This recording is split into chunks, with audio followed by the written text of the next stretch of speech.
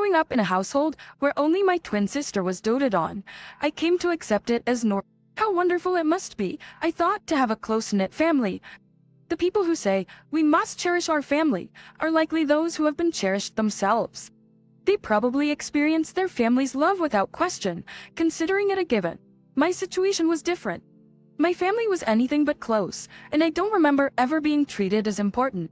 And to be precise, I was the only one who was treated like an outsider in my family. I'm Martha, a single woman in her 30s. As I mentioned, my family is not close. To be exact, everyone in my family, apart from me, gets along well. From the outside, we look like a happy family. But ever since I was little, I've never had a good time with them. I have a twin sister named Lisa, and from our childhood, our parents doted on her. She was beautiful, vivacious, and savvy. They absolutely adored her. Unconsciously, they neglected me, despite being a twin, because I didn't resemble my sister. I had no standout features and was a bit of a daydreamer. When Lisa wanted to learn ballet, they quickly found a class for her. They spared no expense on ballet shoes, tights, and other gear for her practice. At every recital, they enthusiastically ordered extravagant costumes to make sure Lisa looked the cutest. In contrast, whether I said, I want to go to swimming school, or I want to take piano lessons, the reply was always the same. You don't need any classes. It's a waste of money to let a clumsy kid like you do anything. That was all he heard. I still vividly remember the scene of sending off the three of them from our front door as they happily went out to celebrate when Lisa won a ballet contest. Despite all the money they had spent on her ballet lessons, Lisa quit when she said, I have had enough, as she advanced to high school. Our parents didn't say a word. Their favoritism became glaringly apparent when it came to our college education. When Lisa said she wanted to live alone in the city and attend a private women's university, they were all smiles, saying she didn't need to get a scholarship or a part-time job as they would fully support her financially. However, I was told that it was unthinkable for me to go to college, that I should be grateful that they raised an underachiever like me and should start working after high school. After a lot of negotiating, I was barely allowed to attend a local public university on the condition that I wouldn't rely on my parents for money, would contribute financially to the household, and would take care of the chores. From then on, I struggled juggling studies, a part-time job, and housework. I had a scholarship, so I couldn't afford to fail any subjects. I had to pay for my own living expenses, so I couldn't take time off work. If I didn't do the housework properly, they'd make me drop out of university. I spent every day rushing about, working my fingers to the bone. In contrast, my sister, who occasionally came home, looked just like a typical college student with fashionable clothes and hairstyles, seemingly enjoying her campus life with study and leisure. She always mocked me, who hardly had time to care about my appearance and looked worn out. You really always look so shabby, don't you? I don't want people to think I'm your twin sister. I can't believe you can go out looking like that. I couldn't live if I were you, let alone go outside. And by the way, the university you go to must be really low level, right? Is there any point in you going to such a school? Is it just a waste? My mom, siding with my sister, also scorned me. She's right, Martha. You're not the brightest bulb. Going to college will be a waste for you. You're always wandering around in shabby clothes. You're the neighborhood joke. On the other hand, everyone always compliments Lisa, saying what a beautiful daughter we have. It makes me so proud. Since I was young, I was used to this irrational resentment from my family. I didn't have time to care about their petty insults, so I hurried off to my part-time job. And so the tumultuous 4 years of college passed, and both my sister and I managed to graduate. My family celebrated my sister's graduation with a trip overseas, where they bought her a designer handbag. None of it had anything to do with me. I planned to move out after finding a job, but my parents stopped me. We've raised you till now as a way to repay. Do the housework, give your paycheck to us. Fighting a loan is a waste of money. Swallowed. Well, sorry. Please, which fabricious wear it? So I ended up staying at home. Fortunately, the company I got hired at was just within a manageable commuting distance, even though it was quite far. My sister began working in a somewhat famous company in the city. She bragged about her company being located in East Village, but I didn't care. Years later, my sister married a colleague from her company and apparently quit her job. There was a wedding, but unsurprisingly, I wasn't invited. My sister's husband, Toby, also looked down on me, considering me inferior, probably influenced by my sister and parents. Martha, you don't resemble Lisa at all. You're so plain. Are you sure you're twins? Feels more like your aunt and niece attending some unknown college, working at a company no one's heard of. So low level. It's hilarious. My sister just smiled and didn't stop Toby from making these remarks. Thank goodness the grandkids didn't take after Martha. They all look so cute, just like Lisa. It makes me so proud. A few more years passed, and my mom suddenly passed away. Was it because of her lazy lifestyle, where she hardly moved and left all the household chores to me? My dad and sister were devastated, but to my surprise, I felt nothing. They both berated me. How heartless. You're a demon for not even shedding a tear at a time like this. I was hit in the face with a thrown object, and it was only then that the tears welled up in my eyes. My dad's legs got weaker after my mom's death. He wasn't to the point where he needed to be in a nursing home, but he needed help with little things in daily life. My days were busy with work, housework, and taking care of my dad. My sister occasionally visited our home, but she only came to ask for pocket money for her kids from dad. My dad never thanked me. In fact, he complained about everything I did. The bathwater was too hot, the food was bland. He always ended with, "Your mom's death is your fault," as he threw something at me. My dad's legs were a bit weak, but apart from that, he was perfectly healthy. He used the money I contributed to the household to go out drinking in the daytime. When that wasn't enough, he demanded more from me. Why is it that he claims his legs hurt at home and makes me do everything, but he's perfectly fine when it's time to go out drinking? Looking back, I should have cut ties with such a family and escaped a long time ago. But back then, I was used to being treated unfairly and being subjected to harsh words since my childhood. It felt normal, as if my senses had been dulled. I never thought of escaping, and I was living with Dad alone. Then one day, my sister called out of the blue. Before I could even say hello, she started ranting. How long are you planning on relying on our parents and staying at home? I am moving in with Dad, so could you please leave right now? I didn't understand what she was saying, so I asked again. Wait a minute, you're moving in with Dad? Does he know about this? Of course he does. Dad also wants to live with us. Seeing his grandkids every day, it's disgusting how you're leeching off Mom's inheritance and living in the house. I won't let you live luxuriously with her inheritance. We are moving there early next week, so you better leave soon. And with that, she hung up abruptly. I was struck at the words Mom's inheritance. What was that about? Anyway, I had to confirm it with Dad. Dad, are you really planning to live with my sister? Upon hearing my question, Dad coldly confirmed, yes. Lisa and her family will take care of me. I can't keep living with someone like you, who can't even do basic house chores properly. Lisa has told me that I don't need to worry about anything and wants me to spend time leisurely surrounded by my grandkids. After they think she's such a filial daughter. In contrast to you, you have always been a disappointment, never getting married.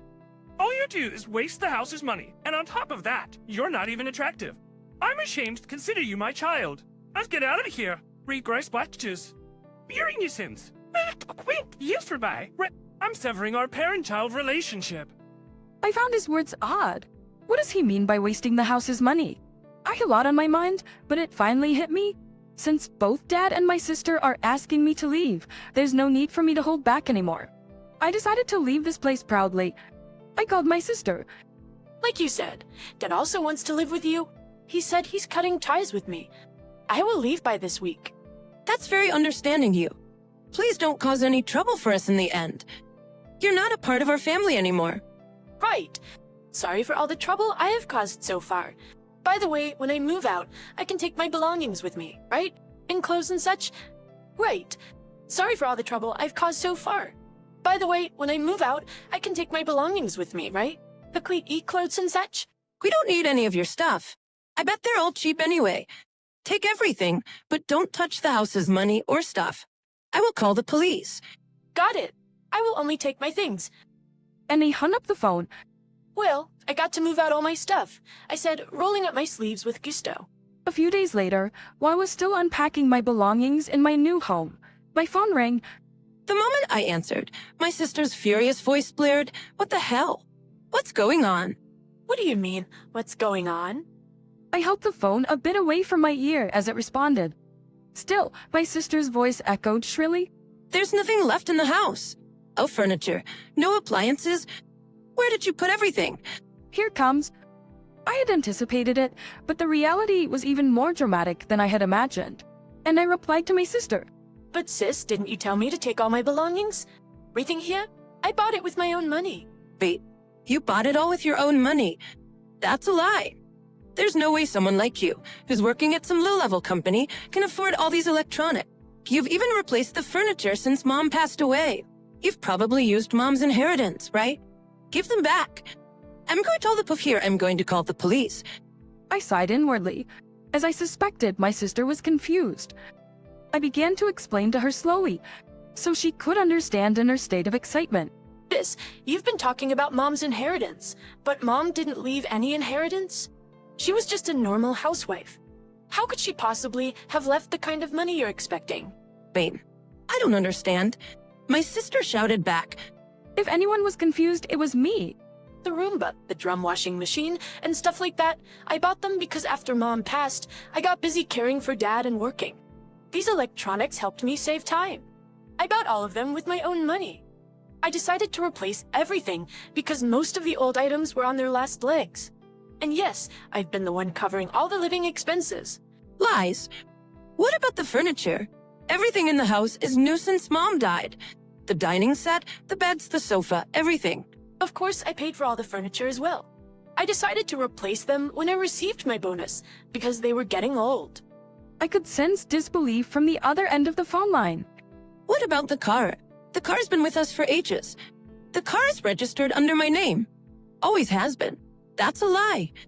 We quit our jobs, moved here, believing we could live off Mom's inheritance. We spent all our savings. We don't have a car. It's so inconvenient to go shopping. What are you gonna do about this? My sister's rant was giving me a headache. She had wrongfully assumed that the upgraded electronics and furniture were bought with Mom's inheritance. She was under the illusion that I was living a luxurious life with Mom's money, that she too had a right to the inheritance. Her plan seemed to be to kick me out and live luxuriously off the inheritance.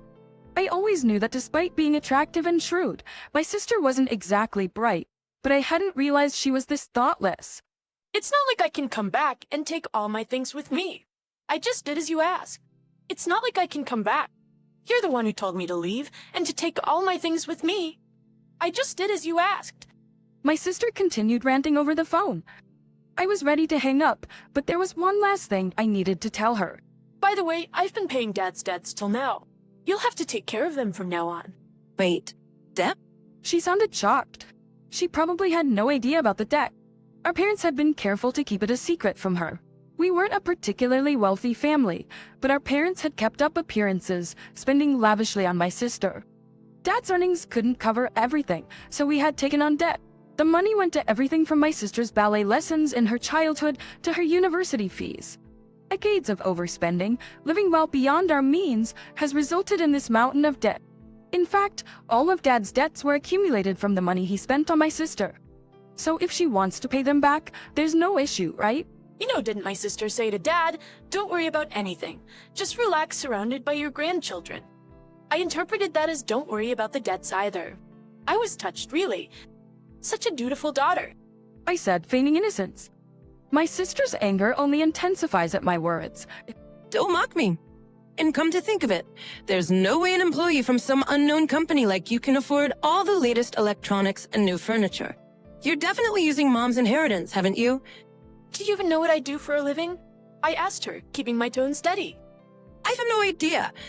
You're probably just doing some worthless job at a useless company, aren't you? I work at a foreign-owned financial institution. And the Jorts. Foreign-owned? What does that even mean? My sister is clueless.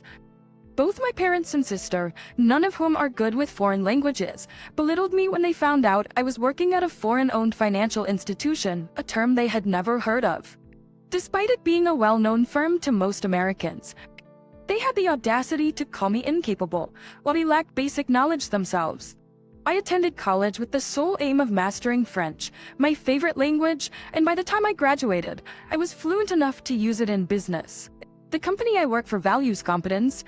I work hard and earn a decent salary for it. My sister and my parents, neither of them knew or cared to understand. It had always been this way. They thought I was dull and judged by intelligence on that.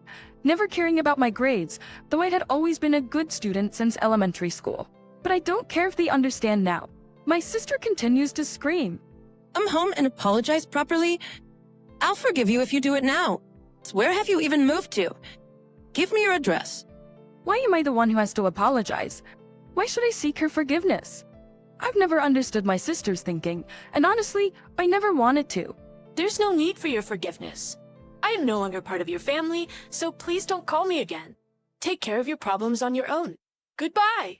With that, I ended the call. Up until that very moment, I hung up. Her enraged voice echoed through the phone. But just like when Mom passed away, my heart remained unmoved. There was no one around to label me heartless, so I couldn't find my way. I couldn't find it in myself to shed tears this time. Despite it all, my heart felt at ease. Several months later, I heard from a friend back home that my sister and her husband quit their jobs to cash in on Mom's inheritance. But when that fell through, they had no money, no car, and no jobs. The result was falling behind and paying back Dad's debts. Struggling to make ends meet and selling the family home, they ended up moving into a nearby apartment with their children and Dad. They couldn't repay all their debt, even with the money from selling the house, and their constant financial struggle took a mental toll. Their family relationship suffered within the confines of that small apartment. My brother-in-law, Toby, seemed to resent my sister a lot. He felt tricked into spending all his savings and leaving his job. Their marriage seemed to be hanging by a thread. The silver lining was that their children quickly made friends with the kids in the apartment, and they seemed to be living relatively happily. That must be their only saving grace. I moved closer to work, and I'm thoroughly enjoying spending all of my earned money on myself and spending my time on myself too. Life is so comfortable when I only have to worry about my job and my own needs. I lean back on my new sofa, looking at my hands. My fingertips glisten with a beautiful nail art. After living a stifled life for so long, I plan to enjoy this carefree, solo life for a while longer. I know it may seem selfish, but I need this time to focus on myself. I completely understand. You deserve to put yourself first for once. Thank you for understanding. It means a lot to me. Of course, I will always support you no matter what. I appreciate that more than you know. So, what have you been up to lately? I recently started a new job, and it's been keeping me busy. How are you? I have been taking some time for myself, but I'm thinking about getting back into the dating scene. That's great. You deserve to find someone who makes you happy. Exactly. I'm excited to see what the future holds. I'm excited for you too. You deserve all the happiness in the world.